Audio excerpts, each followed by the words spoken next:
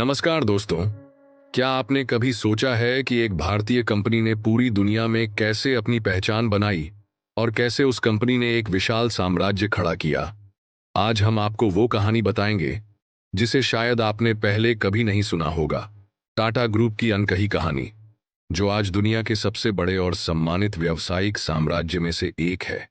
अब क्या आपको लगता है कि ऐसा साम्राज्य सिर्फ किस्मत से बना होगा, या फिर ये कोई चमत्कारी प्रक्रिया थी? क्या इस कामयाबी के पीछे एक ऐसी रणनीति थी जिसने हर संकट को अवसर में बदल दिया? यही हम जानेंगे आज की इस वीडियो में। तो बने रहिए, क्योंकि आखिरी में एक जबरदस्त राज हम आपके साथ शेयर करेंगे जो आपकी वित्तीय सोच को पूरी तरह बदल सकता है। तो क्या आप तैयार हैं इस अद्भुत यात्रा के लिए? चलिए शुरुआत करते हैं।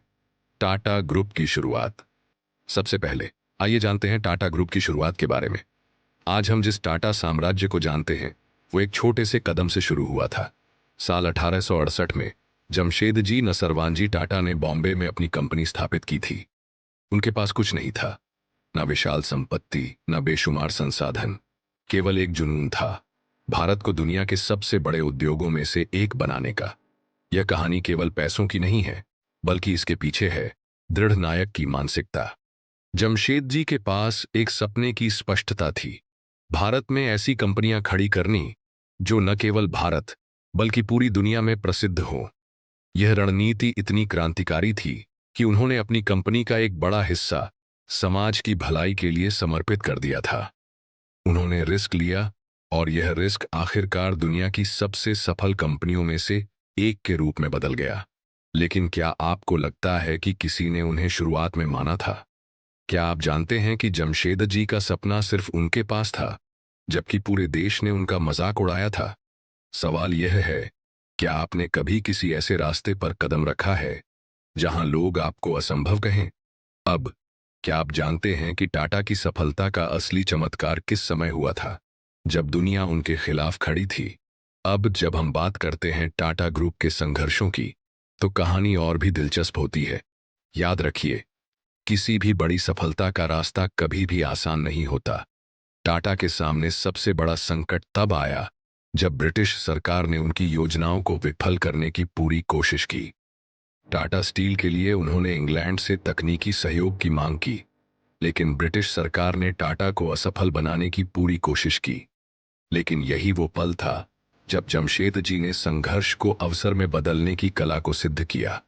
उनका मानना था, जो रास्ता सबसे कठिन लगता है, वहीं सफलता छिपी होती है। उन्होंने अपनी पूरी जिंदगी इस मानसिकता को जिया, और आज हम देख सकते हैं कि टाटा ग्रुप के पास न केवल मजबूत आधार है, बल्कि वे पूरी दुनिया में सबसे बड़े और सम्मानित ब्रांड्स में से एक बन चुके हैं। पर सवाल यह है, क्या आपको लगता है कि इस साम्राज्य के पीछे सिर्फ एक आदमी की मेहनत थी? क्या इस साम्राज्य का निर्माण सिर्फ जमशेदजी के सपनों से हुआ? नहीं, इसकी सफलता के पीछे पूरे परिवार का योगदान था, जिसने समय समय पर सही निर्णय लिए। और यही वजह है कि टाटा ग्रुप का साम्राज्य आज भी इतना स्थिर है। लेकिन क्या इस सफलता का कोई राज था जिसे टाटा ने कभी छुपा कर रखा था?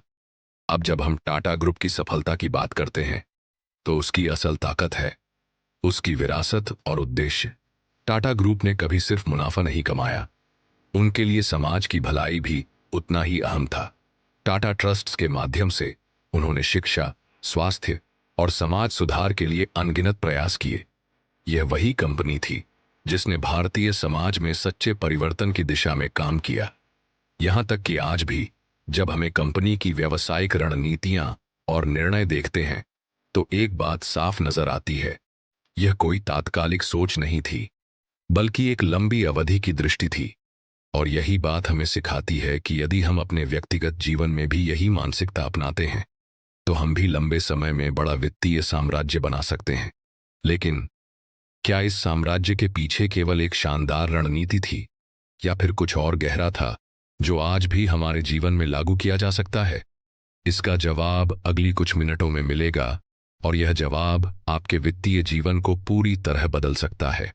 दोस्तों, अब आप जानते हैं कि टाटा ग्रुप का साम्राज्य कैसे बना, और अगर आप भी अपने जीवन में वित्तीय सफलता पाना चाहते हैं, तो आप क्या कर सकते हैं।